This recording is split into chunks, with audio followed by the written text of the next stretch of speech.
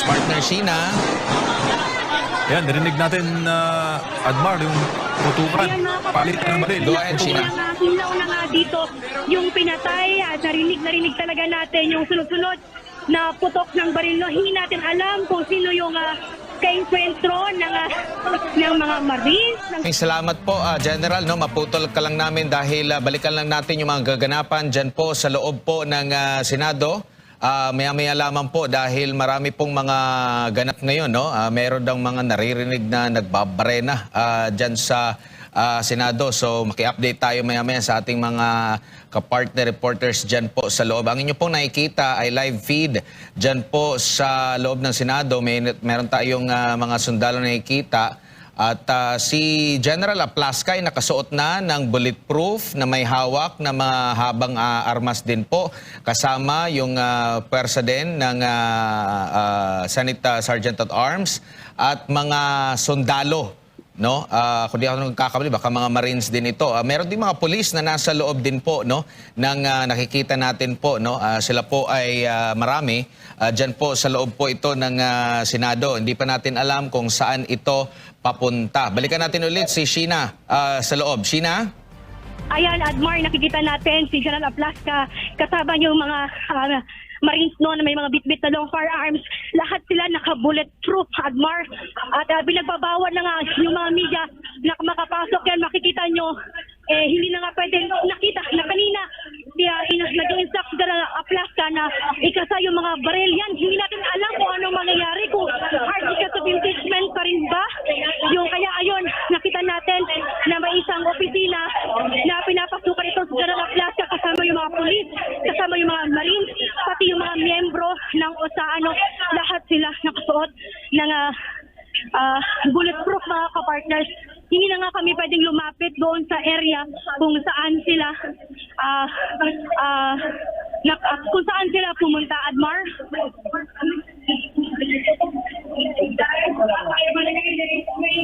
Sheena, ramdam namin ang... Ayun, nakakarinig tayo ng puto. Wait lang. Nakakarinig tayo ng mga puto. Ayan, hindi. Ayan, nakakabawa ka, partners. Yung mga sunod na militar, maging yung mga pulis at Aplasca. Nakita natin, nagkakaroon. Puta, wait lang. Aray, kuya. Ayan, nakikita natin, nagkakaroon naman. Nagkakaputukan na nga dito sa loob ng Senado, mga kaparters, no? MC Admar. Opo, yan, mag-ano ka lang, partner Sheena, ha? Kasi nakikita natin dito sa ating footage ngayon, as per report din niya, partner Sheena, meron daw pong putukan na, no? So kanina, bago ito insidente na ito, nakita, nagkaroon pa ng pagpupulong. Yes, Sheena. Kung anong mangyayari. Admar, pinapatas lang yung members ng media. Dahil nga nagkakaputukan dito sa loob ng Senado. Okay, punta ka muna sa mas safe na lugar. So nakikita natin kanina mismo ang hepe ng USAA, ang Senate Sergeant at Arms ay naka bulletproof na rin. Ops, meron tayong nakikita flash ng baril, no?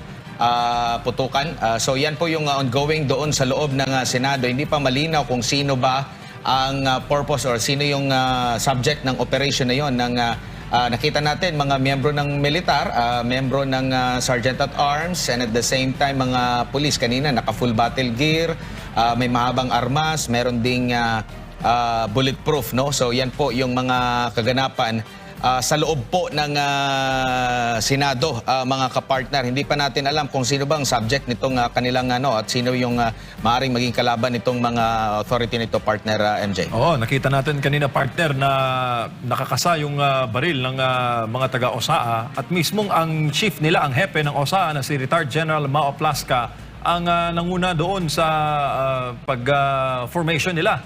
At sa ating pong feed na napapanood ngayon, nakakagulo ang media at sila po ay pinapadistansya ng OSAA. Baka madamay, partner, sa mga komosyon dyan sa loob ng Senado. Ito sa second floor. Ito ay nakamalapit sa Senate Session Hall kung saan nandoon ang mga senador kanina sa sesyon. Opo, at tuloy-tuloy pa rin yung ating pagtutok dito, no? Once na ma-settle na at nasa safe na rin na lugar si partner Sheena, nakikita natin dito sa live. Ayan. Makuha natin yung information kung ano yung subject ba, no?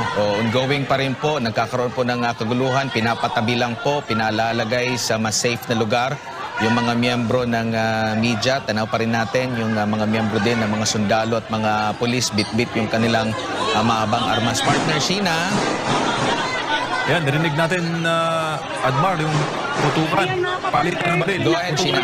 Hinaw na nga dito yung pinatay at narinig talaga natin yung sunod-sunod na putok ng baril. No, hindi natin alam kung sino yung kainkwentro ng mga Marines, ng taga-usa at maging yung kanilang yung mga pulis no, na deploy dito sa loob ng Senado. Admar, MJ. Yes, go ahead. Lahat ba ng mga ano dyan ay lahat ng mga miyembro ng media? Yung maraming mga... Ayan, lahat ng membro ng media nandito sa loob dahil hindi na nga pwedeng makalabas. Ayan, hindi din kasi allowed na pumasok doon sa mga upper room dahil iniisa-isa nga ng mga taga-usa yung room.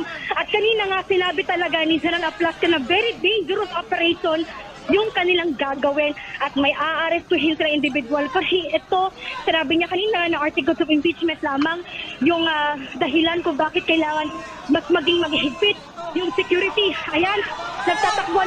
Huwag ka lumayo sa akin, te. Nagtatakbuhan yung mga miyembro ng media dito at iba nga ay pinapadapa.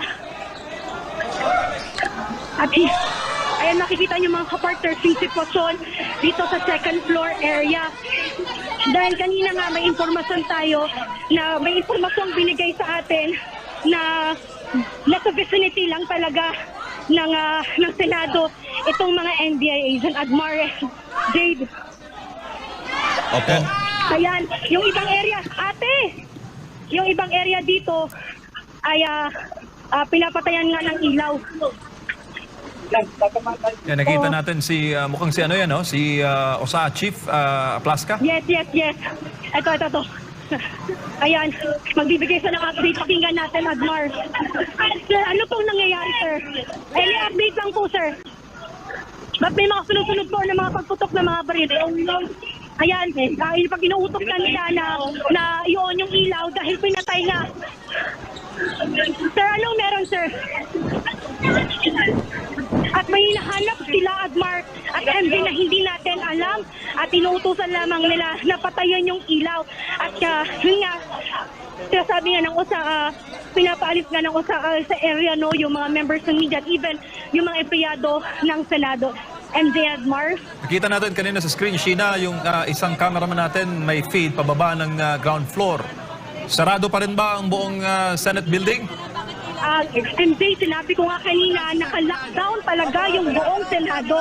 Kasi nga sinabi ni General Aplasca, very dangerous operation yung kanilang gagawin. At nakikita natin dito is yung isa-isa nilang pinapasok yung mga opisina dito sa loob ng Senado at ipinag-uutos nilang kung saan napatayin yung mga ilaw.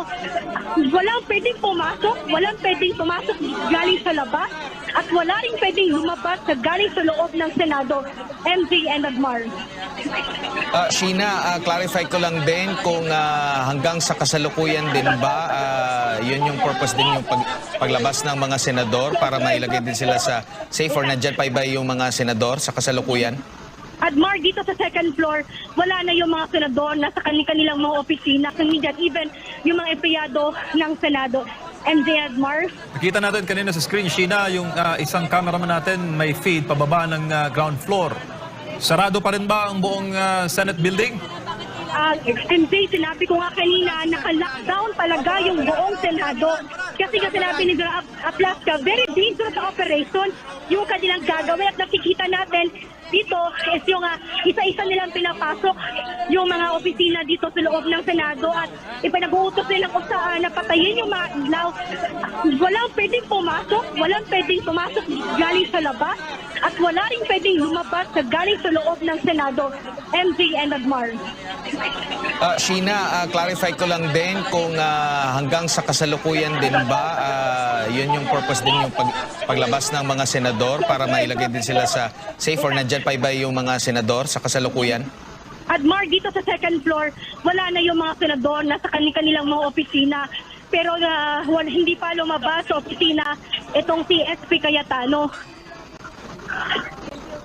Sa second floor, andyan ba yung plenaryo? Admar, dito sa second floor, nandito malapit yung plenary or yung session hall. Pero yung area kung saan yung OSAA, dito yung sumulong area kung saan ginaganap yung mga press con ng mga senador. Dito din yung Senator Jose P. Laurel Room. At isa-isa nga nilang tinitignan yung kada room kung anong meron. At lahat yun, pinapo-off nila yung ilaw. Hinihintay natin si General Blasco na bigyan pa yun ng update. Dahil questionable nga yung nangyayari ngayon dito, yung kaguluhan. Kasi lahat sila nakasuot ng bulletproof. Even si General Blasco ay may bit-bit din na malaking armas. At ngayon, nandito sila ngayon sa loob ng sumulong area, which is ito yung area kung saan ginaganap yung press con ng mga... Ayan, makikita natin yung nasa loob ng sumulong area itong sila General Ablasca at ibang matagaw-saan mga miyembro ng OSAA. Hindi natin alam kung sino yung nasa loob, kung sino yung kinakausap nila, sino yung hinahanap nilang tao. Basta alam lang natin, kanina may nagkaputukan, buhan, yung mga taga-OSAA. Yung kanina yung area kung saan una nagputukan Admar at MJ, na doon pa rin yung mga Marines. May nakikita nga tayo mga rito na nakadapa, hindi lang masyadong hagip sa camera kasi nga madilim, kumbaga naka-off yung ilaw at ilang ilaw lamang yung naka-open. May nakikita tayo Marines, doon mga kapartners na sa area pa rin na nakatutok yung kanilang baril doon sa area kung saan nagkaroon ng putukan. MJ Admar? Partner, Sina, si Master Judea, no? Ito ba lugar kung saan nagkaroon ng putukan, dito rin ba naririnig yung mga umano'y nagbabarena ng dingding? Master Judea? Dito ba sa nangyaring putukan, sa lugar kung saan nangyari yung putukan, dito rin ba naririnig kung saan merong nagbabarena ng dingding? Ayan yung kailangan na alamin, Master Judea, kasi yung informasyon lang sa atin is may dangerous operation lang sila doon, nagkaputukan niyo. Wala pa tayong informasyon. Yung sinasabi mo nga na nagbabarena ng dingding, posible, yan yung hinahanap nila. Posible, yan din yung dahilan kung bakit nakasuot sila ng mga bulletproof, may dalang mga armas. Ngayon, mga kapartners, pinapa-attract na yung mga miyembro ng media.